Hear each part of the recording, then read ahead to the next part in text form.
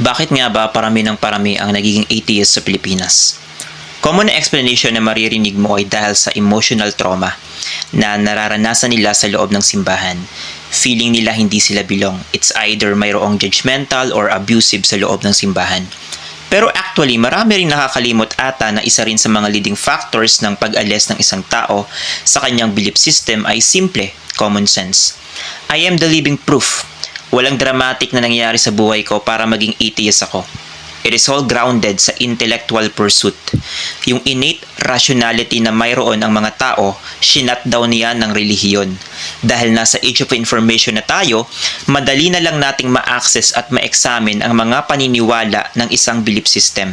At ito ang dahilan kung bakit mas dumadami ang umaalis sa kani-kanilang relihiyon dito sa Pilipinas.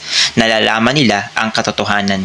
Hindi na kasi nagme-make sense sa kanila ang pambatang kwento tulad ng may nagsasalitang ahas, may dalawang tao na nagkasala dahil sa pagkain ng bunga, may isang makapangyarihang Diyos na nagpahintulot sa existence ng demonyo, na may propeta na naghati ng buwan. Religion is literally dying, it's a good thing.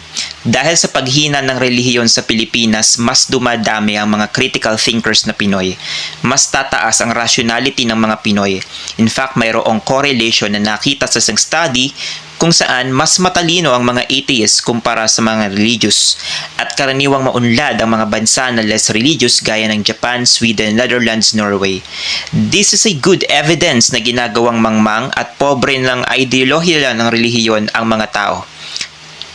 In the next 25 years, religion will collapse.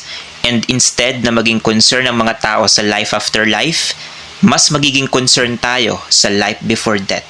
Ramen.